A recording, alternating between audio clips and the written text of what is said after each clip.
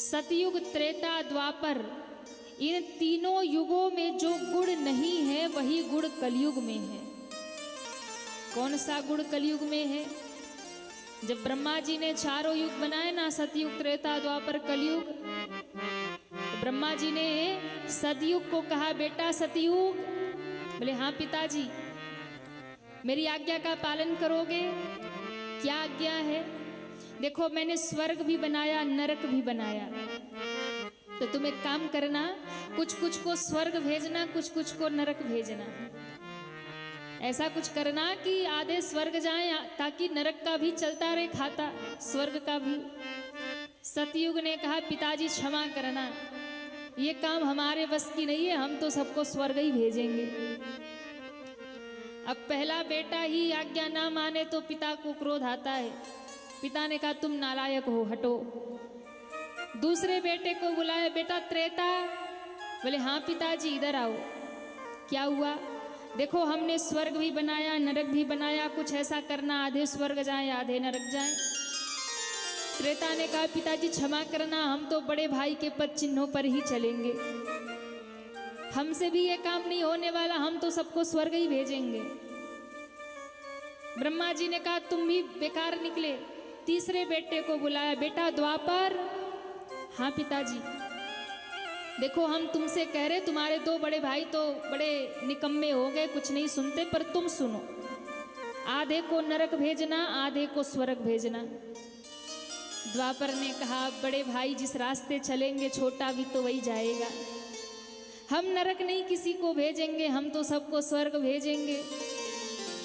कहते हैं जब तीनों युगों ने ब्रह्मा जी की बात मानने से इनकार कर दिया, तो अंत में खड़ा था कलयुग। ब्रह्मा जी ने बहुत दुखी होकर के कहा, देखो बेटा कलयुग, तुम सबसे छोटे हो, तुम मेरी बात मान जाओ। इन तीनों ने मेरी बात मानने से इनकार कर दिया, अगर सारे स्वर्ग ही जाएंगे तो नरक का खाता बंद हो जाएगा, नरक का कोई मतलब नहीं होगा, तो तुम क्या करोगे?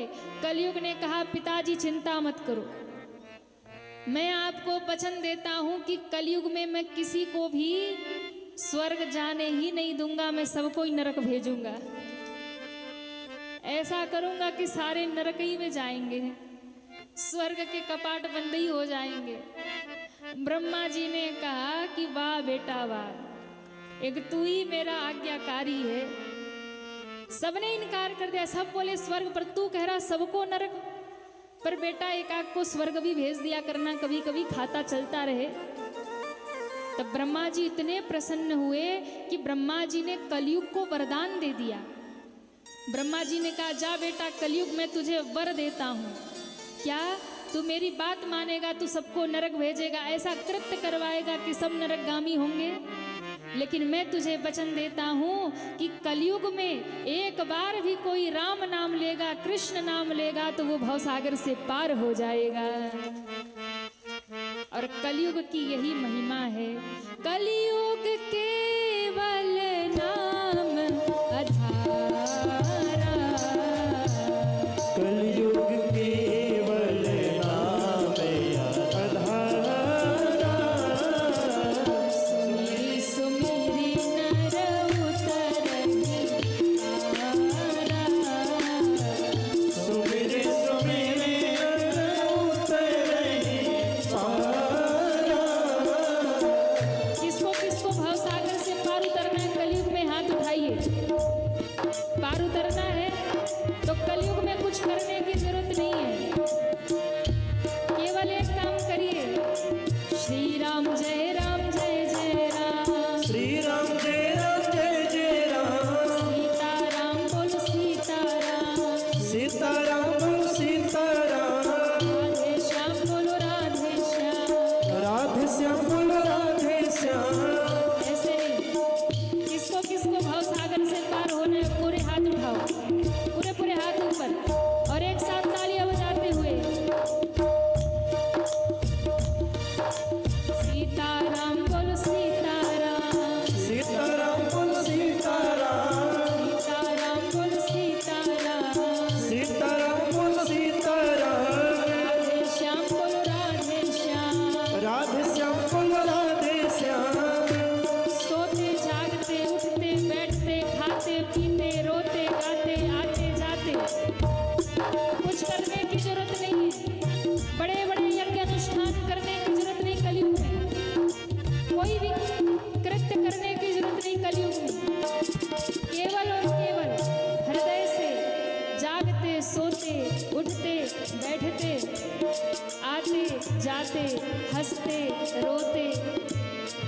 यही काम।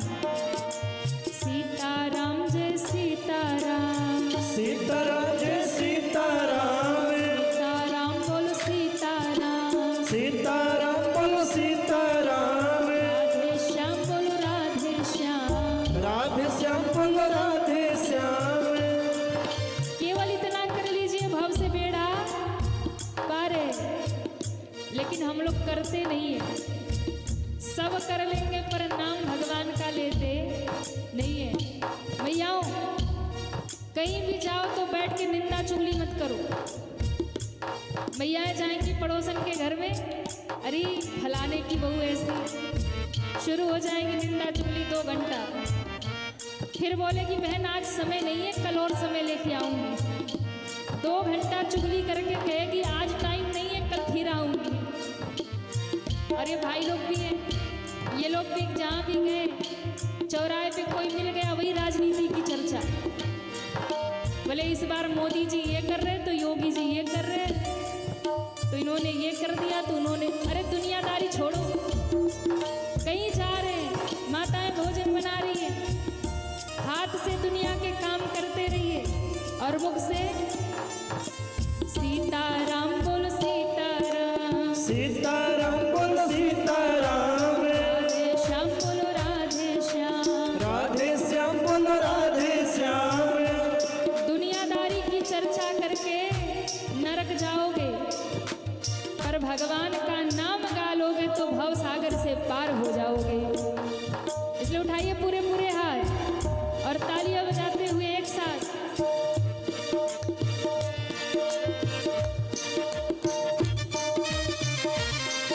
हरि बोल।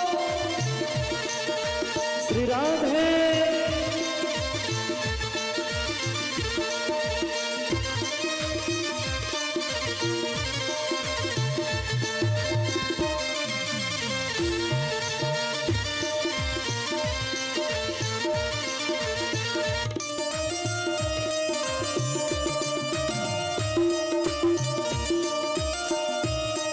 जय जय।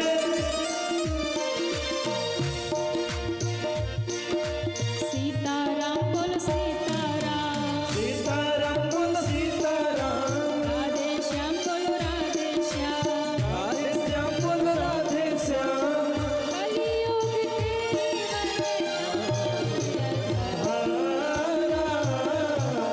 सुमिरी सुमिरी उतरई पारा,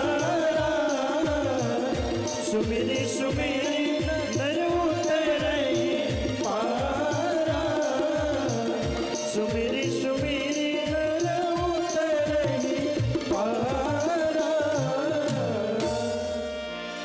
सुमिरी सुमिरी नर उतरहि पारा। भगवान के नाम में वो शक्ति है जो भव सागर से पार कर देगी। तो कलयुग ने कहा कि सरकार मेरे पास एक ही महिमा है कि कलयुग में कोई जप न कर पाए, तप न कर पाए, अनुष्ठान न कर पाए, यज्ञ न कर पाए, व्रत न कर पाए, बड़े से बड़ा कोई अनुष्ठान न कर पाए। लेकिन अगर सीताराम राधे श्याम जप लिया उतने से ही कलयुग के जीवों का बेड़ा पार हो जाएगा। अब आप सोचिए कि इतनी छूट कहीं है क्या? सतयुग में, त्रेता में, द्वापर में, सतयुग में सत्य बोलो, अगर झूठ बोला तो फिर मुक्ति नहीं मिलेगी। त्रेता में बड़े बड़े यज्ञ अनुष्ठान करो, द्वापर में बड़े बड़े व्रत करो, लेकिन कलयुग में कुछ भी ना कर पा, शरीर भी आपका साथ न दे रहा हो, बड़े केवल नाम गालो, रोते रोते गालो, हंसते हंसते गालो, गिरते गिरते गालो, खाते पीते गालो, उठते बैठते गालो। केवल नाम गाने से ही भगवत प्राप्ति हो जाएगी, मुक्त हो जाओगे। ताली धीरे बज रही है। हाँ, नींद तो नहीं आ रही आप लोगों को? कितने लोगों को नींद आ रही? हाथ उठाइए। देखो कई हाथ भी उठा रहे। जब वही तो हम कहे कि ताली क्यों नहीं बज रही। अच्छा, नींद कथा में उन्हीं को आएगी जो ताली नहीं बजाएंगे, भगवान का नाम नहीं गाएंगे, नींद उनको ही आएगी। इसलिए भगवान का नाम जोर जोर से गाया करिए, ताली जोर जोर से बजाया करिए। बोले भागवत महापुराण की जय हो। तो कलयुग को 4 स्थान दे दिया। धूतम पानम स्त्रिय सूना यत्रा धर्मश्चतुर्विध। दूतरत स्त्रियों का संग किया जाए वहां कलयुग का निवास, और अधर्म से झूठ बोला जाए, कलह की जाए, वहां कलयुग का निवास। अब तो जो मुकुट पहन रखा था महाराज ने, वो मुकुट जरासंध का था, पांडव मार के छीन के लाए थे। उसी मुकुट में कलयुग बैठा, समीक ऋषि का अपमान कर दिया, और समीक ऋषि के पुत्र श्रृंगी ऋषि ने राजा परीक्षित को श्राप दे दिया। बोले जिस राजा ने अभिमान में मेरे पिता का अपमान किया, मैं इस राजा को श्राप देता हूँ। क्या श्राप दिया? उस राजा को श्राप देता हूँ। क्या श्राप दिया? इति लंघित मर्यादकम तक्षको सप्तमे हनि। जिसने मेरे पिता का अपमान किया, उस राजा की 7 दिन में तक्षक नाग के डसने से मौत हो जाएगी। श्राप लग गया, राजा को पता नहीं। कहते हैं जब समीक ऋषि की समाधि भंग हुई, देखा गले में मरा हुआ सर्प पड़ा है, सामने शिष्य खड़े हैं, पुत्र खड़ा होके रो रहा था। उठे महात्मा, सांप को बगल में फेंका और कहा, बेटे को क्यों रो रहे हो? रो करके सारी घटना बताई कि राजा ने अपमान किया, मैंने श्राप दे दिया। समीक ऋषि तो महात्मा थे, तपस्वी थे, समझ गए। कहा बेटा, राजा ने जो भी किया वो राजा का दोष नहीं था, वो तो कलयुग ने सिर पे बैठ करके राजा से ऐसे अपराध करवा दिया। क्योंकि राजा तो परम धर्मात्मा है, संतों का सम्मान करने वाले हैं, आदर करने वाले हैं, पर तुमने अपराध कर दिया। उस निरपराध राजा को तुमने श्राप दे दिया।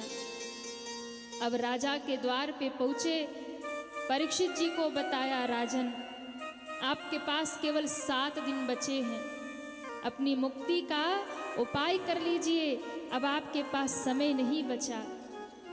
कहते हैं जब राजा ने सुना तो छोटे से पुत्र जन्मेजय को गद्दी पर बिठा करके तुरंत ही ऋषियों के वस्त्र पहनकर गंगा किनारे आकर बैठ गए।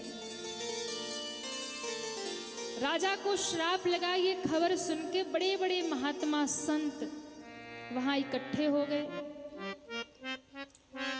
और सब बैठे बैठे शोक कर रहे हैं, दुखी हो रहे हैं। ऐसा धर्मात्मा राजा अब हमारे बीच से चला जाएगा, जिसके रहते धर्म एकदम सुरक्षित हो गया था, चहुं ओर से धर्म पर कोई आँच नहीं आ सकती थी। पर ऐसा धर्मात्मा राजा जाएगा और कलयुग शुरू हो जाएगा। एक साथ संग करके परीक्षित जी ने कहा, मेरा तो परम सौभाग्य है जो मुझे श्राप लगा कि 7 दिन बाद मेरी मौत होगी। देखिए, किसी व्यक्ति को अगर ये पता चल जाए कि केवल 1 महीना मुझे जीवित रहना है, तो बताइए वो रोएगा कि हंसेगा? कहिए ना। किसी को खबर लग जाए कि केवल 1 महीना की जिंदगी बची है, रोएगा कि हंसेगा? रोएगा ना, दुखी होगा ना, दर दर पे जाके अपना शीश पटकेगा, बड़े बड़े महात्माओं के चरणों में गिरेगा, मंदिरों में जाएगा, हर एक द्वारे जाएगा कि कोई मेरा जीवन बचा ले। पर धन्य है राजा परीक्षित, जब उन्होंने सुना कि 7 दिन बाकी है जीवन का, कहीं रोने नहीं गए और प्रसन्न हो गए और मुस्कुराने लगे और झूमने लगे, नाचने लगे। महात्माओं ने कहा, तुम्हें गम नहीं है, केवल 7 दिन तुम्हारे पास है। परीक्षित जी ने कहा, गुरुदेव, मौत का क्या भरोसा है? मौत तो आने के 1 क्षण पहले तक भी नहीं बताती कि मैं आ रही हूं। व्यक्ति कहीं भी होता है, कुछ भी कर रहा होता है, और अचानक से मौत आती है और व्यक्ति चला जाता है। कई बार सुनने में आता है ना, अरे अभी तो बैठे चाय पी रहे थे, अभी ऐसा क्या हो गया, चले गए। अभी तो शाम को बात की थी, तब तक सुबह खबर आ गई कि नहीं रहे। व्यक्ति स्तब्ध हो जाता है, ऐसे कैसे हो गया, अभी कल शाम को बात किया था, कोई परेशानी नहीं थी, बहुत अच्छे खासे थे। तो मृत्यु बताकर नहीं आती और किसी को मौका नहीं देती। राजा परीक्षित ने कहा कि मौत तो आज ही आ जाती तो मैं क्या कर लेता, पर ये कृपा मेरे ऊपर महात्माओं का है कि मुझे तो फिर भी 7 दिन पहले पता चल गया, मुझे 7 दिन मिल गया। इन 7 दिनों में अगर संतों की कृपा हो गई तो मैं भगवान को प्राप्त कर लूँगा, मुक्ति को प्राप्त कर लूँगा। राजा परीक्षित को तो 7 दिन मिल गया, हमको और आपको 7 सेकंड भी नहीं मिलने वाला, 7 मिनट भी नहीं मिलने वाला। इसलिए गलत कर्म करने से पहले 1000 बार सोच लेना। दुनिया के सब काम करते रहो पर मृत्यु को याद रखो, मौत को याद रखो कि भाई मौत कब आएगी उसका कोई भरोसा नहीं है। अचानक से मौत आती और लेकर चली जाती है। राजा परीक्षित ने कहा ये श्राप नहीं है, ये वरदान है। अब महात्माओं से मैं हाथ जोड़ करके आप सबसे कहता हूँ, कोई ऐसा महात्मा हो जो कि मुझे मेरी मुक्ति का उपाय बता दे। सब महात्मा सोचने लगे 7 दिन में मुक्ति कैसे मिलेगी। कोई कहता है मैंने तो हजारों वर्षों तप किया पर अभी तक मुक्ति का पता नहीं। कोई कहता है मैंने लाखों वर्षों तक एक ही गुफा में समाधि लगाई, मुझे भी नहीं पता। अनेकानेक महात्मा विचार कर रहे हैं मुक्ति मिलेगी तो मिलेगी कैसे, वो भी 7 दिन में। 7 दिन में भगवत प्राप्ति करा दे ऐसा कौन है, ऐसा कौन सा उपाय है जो 7 दिन में प्रभु से मिला दे। सारे महात्मा विचार कर रहे। उसी समय कहते हैं जब कहीं समाधान नहीं मिलता ना तो भगवान को याद करना चाहिए। जब कहीं समाधान नहीं मिला तो सबने प्रभु को ध्यान लगाया और कहा प्रभु अब आप ही रास्ता दिखाइए। आपके भक्त के हाथ में 7 दिन बचा है और इस 7 दिन में उसकी मुक्ति कैसे होगी ये आप जानिए। उसी समय भगवत स्वरूप वेद व्यास जी के पुत्र श्री सुखदेव भगवान वहां प्रकट हो गए। तत्राभवत भगवान व्यास पुत्रो, अपनी मस्ती में चलते चले जा रहे हैं और महाराज सुखदेव जी का प्रादुर्भाव हुआ, प्रकट हुए वहां। सुखदेव जी को देख करके जितने भी महात्मा थे सब उठ करके खड़े हो गए। बोलिए सुखदेव भगवान की जय हो, सुखदेव भगवान की जय हो। आकर सिंहासन पर विराजमान हो गए।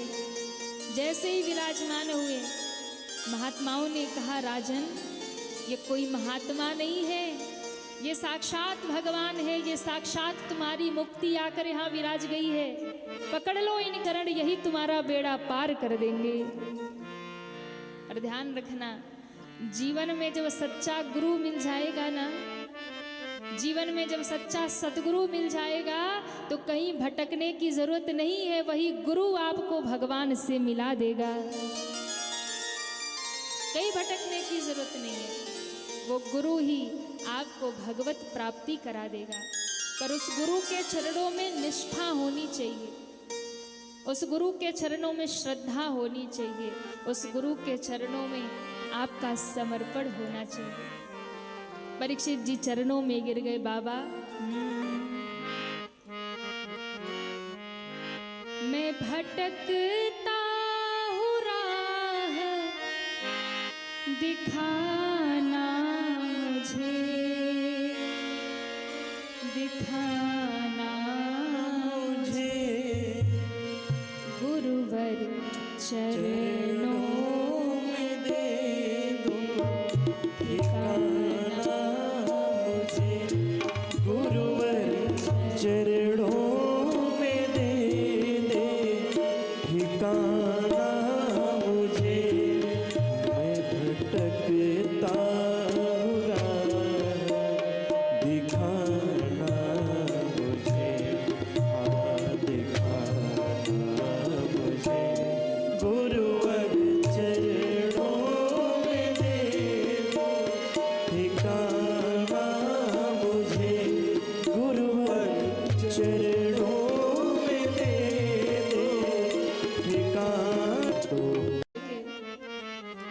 परीक्षित जी ने कहा, महाराज बताइए, जल्दी से जल्दी मरने वाले जीव को क्या उपाय करना चाहिए। अब देखिए, परीक्षित जी ने ये नहीं कहा कि मैं 7 दिन में मरने वाला हूं तो मैं क्या उपाय करूं। ये नहीं कहा कि मेरी मृत्यु को टाल दो या कोई उपाय बताओ, श्राप से बचा लो। उन्होंने बस ये कहा कि जल्दी से जल्दी मरने वाले को क्या करना चाहिए। और ये प्रश्न केवल परीक्षित जी का नहीं है, ये प्रश्न हमारा और आपका सबका है। हम सबकी ओर से ये प्रश्न किया कि जल्दी से जल्दी मरने वाले को क्या करना चाहिए। क्योंकि भैया देखो, जल्दी से जल्दी मरने वाले संसार में सभी है। इसलिए ये प्रश्न सारी दुनिया की ओर से सुखदेव भगवान को कर दिया। सुखदेव भगवान ने जब सुना तो बड़े प्रसन्न हुए और समझ गए कि ये जो राजा है, इसके मन में स्वार्थ की भावना नहीं है, इसके मन में परमार्थ की भावना है, जगत के कल्याण की भावना है।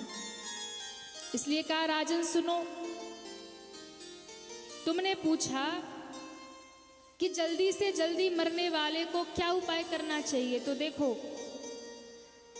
जितना भी व्यक्ति को जीवन मिला है, जितनी भी व्यक्ति को श्वास मिली है, वो सारा जीवन कहाँ बीत रहा है। तो कहा, कुछ नींद में, कुछ दुनियादारी में, कुछ धन कमाने में, कुछ स्त्री संग में, सारा जीवन व्यक्ति बिता देता है, लेकिन कभी भी मुख से भगवान का नाम नहीं लेता है। कभी भी बैठ करके घड़ी 2 घड़ी भगवान को याद नहीं करता है। इसलिए जीवन सारा निरर्थक चला जाता है। 100 साल की जिंदगी कि भैया 50-55 के होते ही लोगों को हार्ट अटैक आ जा रहे, तो अब तो और भी जीवन छोटा हो गया, और जैसे जैसे कलयुग बढ़ेगा जीवन और भी छोटा हो जाएगा। इसलिए हर व्यक्ति को अपनी मुक्ति का उपाय करना चाहिए, भगवत प्राप्ति का उपाय करना चाहिए। हमेशा इस बात का प्रयास करना चाहिए कि हमारा कल्याण कैसे होगा। हम पूरी दुनिया में हर एक काम करेंगे, सबके लिए सोचेंगे, पर कभी खुद के लिए बैठकर नहीं सोचेंगे कि हम इस दुनिया में आए क्यों हैं। कभी बैठकर अपने आप पर विचार करिए कि दुनिया में हम क्यों आए हैं, हमें क्या करना है और हम क्या कर रहे हैं। और एक बात और विचार करना, किसके लिए हम इतना मरे जा रहे, दिन रात किसके लिए हम भाग रहे। जिस दुनिया के लिए, जिस परिवार के लिए हम इतना इकट्ठा कर रहे, क्या वो हमारे साथ जाएंगे? या जिस परिवार के लिए, जिस पुत्र के लिए, जिस दुनिया के लिए हम पाप अधर्म सब कर रहे हैं, क्या मेरे इस पाप अधर्म में ये मेरी सहभागी बनेंगे?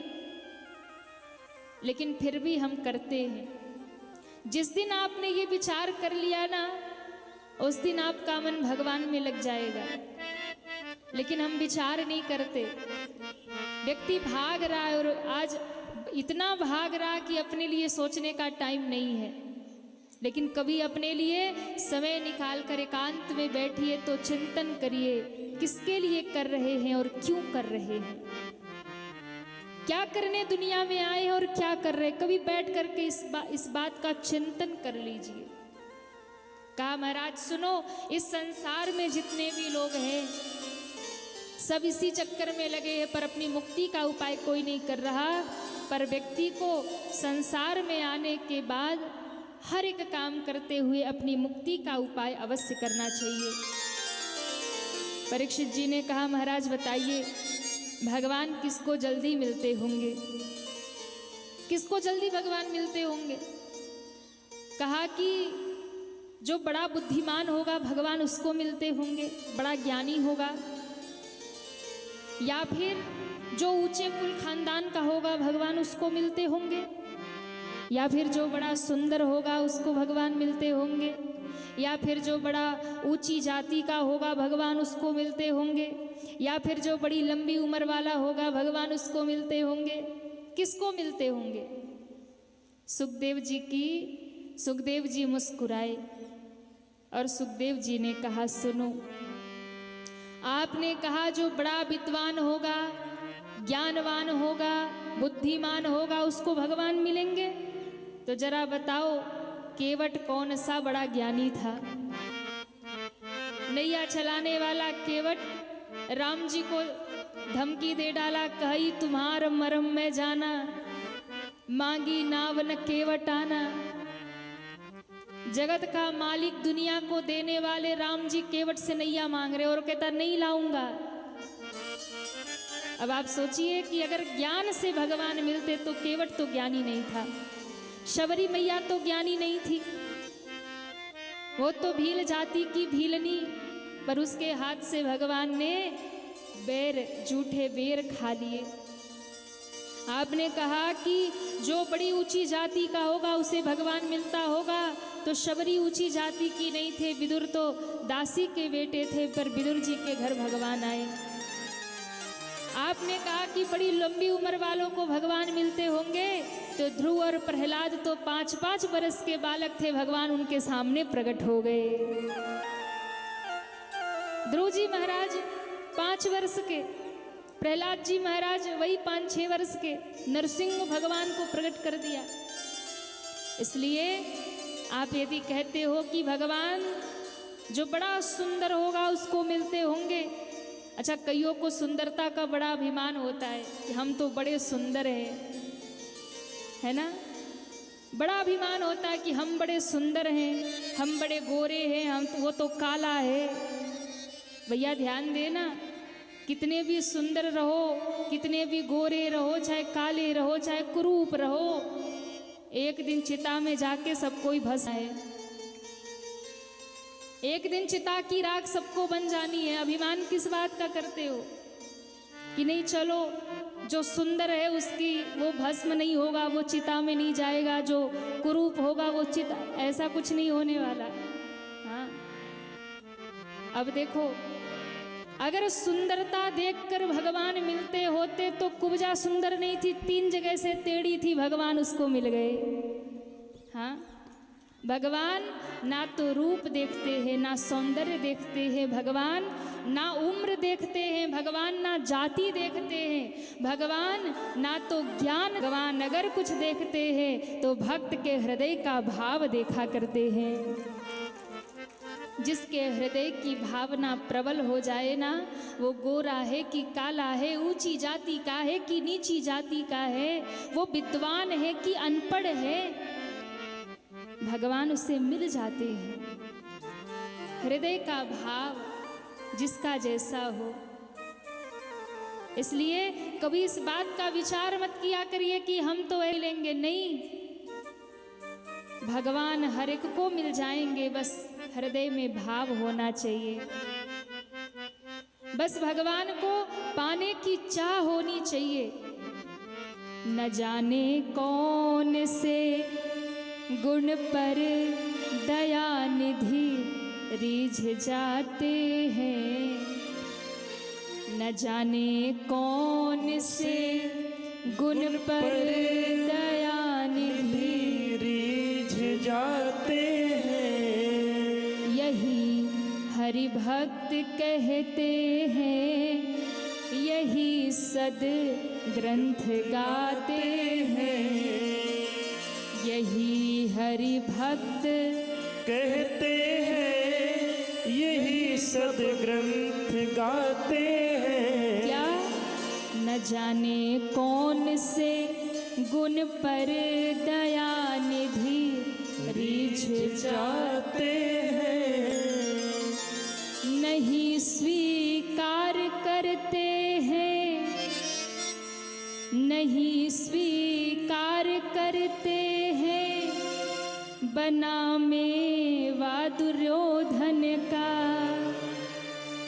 जब विदुर जी के घर भगवान जाने लगे भोजन करने ना, 56 भोग बना करके, दुर्योधन सामने खड़ा हो गया, हे द्वारिकाधीश मेरे घर आओ, भोजन करो। भगवान ने ठोकर मार दिया, नहीं चाहिए तेरा 56 भोग। विदुर जी के घर चले गए मेरे भगवान। नहीं स्वीकार करते हैं बना मेवा दुर्योधन का, विदुर के घर पहुँच कर भोग छिलकों का लगाते हैं। विदुर के घर पहुँच कर भोग छिलकों का लगाते हैं। न जाने कौन से गुण पर दयानिधि रीझ जाते हैं। इसलिए विदुर जी के घर जाकर मेरे भगवान ने छिलकों का भोग लगा लिया, साग रोटी खा ली। विदुरानी को होश नहीं, भगवान द्वार पे आए, काकी बड़ी भूख लगी है, काकी कुछ खिला तो दो ना। क्या खिलाऊं? दौड़ी दौड़ी गई, कुछ और तो मिला नहीं, केले के फल ले आई। अरे कन्हैया, इन केलों का भोग लगा लो, कदली खा लो, तुम्हारे काका आते होंगे, गए हैं बाजार गए ना माखन मिश्री लाने। भगवान ने कहा काकी अपने हाथों से खिला दो।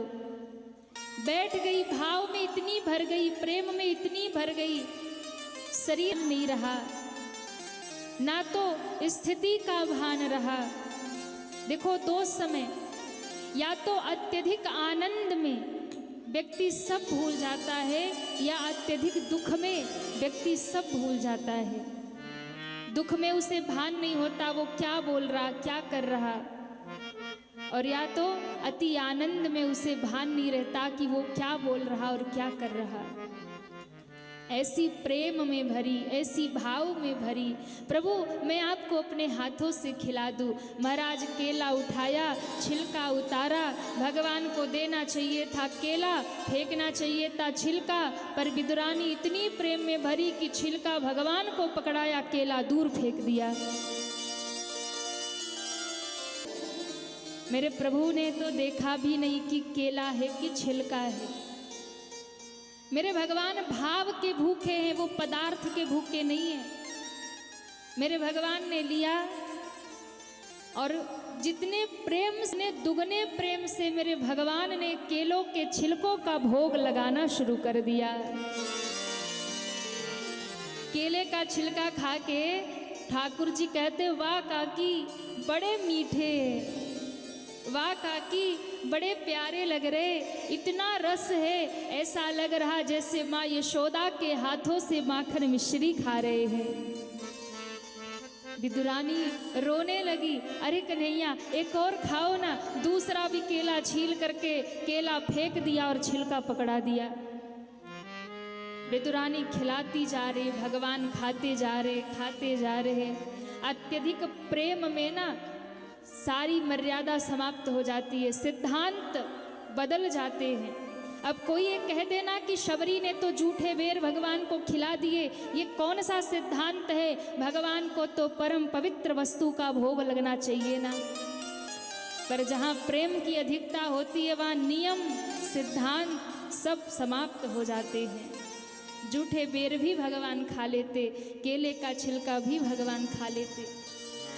कहते जैसे ही भगवान ने 10-20 छिलका खा लिया, 10-20 छिलका, भगवान जितना प्रशंसा करे ना विदुरानी उतना पकड़ाते जाए। भगवान कहते वाह काकी ये तो और मीठा, वाह काकी ये तो और मीठा। 10-20 छिलका भगवान खा गए। इतने में विदुर जी द्वार पे आ गए। विदुर जी ने देखा कि ये छिलका खिलाए जा रही है, सो जोर की फटकार लगाई, अरे भाग्यवान क्या करती हो, पहली बार भगवान द्वार पे उनको छिलका खिला रही हो, केले पड़े छिलका हाथ में भगवान खाए जा रहे। दौड़कर हाथ से छिलका ले लिया। अरे प्रभु ये क्या हो गया? विदुरानी को अब होश आया, अब ध्यान आया, अरे मैं छिलका खिला रही थी, मुझे तो लगा मैं केला खिला रही हूँ। भगवान ने कहा कि अरे काकी मुझे भी अभी होश आया कि मैं छिलका खा रहा हूँ, मुझे तो लगा मैं केला खा रहा था। भगवान ने कहा मुझे भी नहीं पता। विदुर जी ने जल्दी जल्दी अपने झोले से, अपने थैले से निकाला माखन, मिश्री, लड्डू, पेड़े। कहा प्रभु आपका मुख कड़वा हो गया होगा ना, थोड़े माखन मिश्री खा लो, थोड़े लड्डू पेड़े खा लो, और ये तो पगली है, इसे क्षमा कर दो, इसे माफ कर दो। मेरे प्रभु ने वो भी खा लिया, पर मुस्कुरा करके कहा काका एक बात कहूँ, बुरा तो नहीं मानेंगे? बोले प्रभु आपकी बात का बुरा क्यों मानेंगे, कहिए ना। भगवान ने कहा काका जो स्वाद काकी के उस केला के छिलका में था ना, वो स्वाद आपके इन लड्डू पेड़ों में मुझे नहीं आ रहा।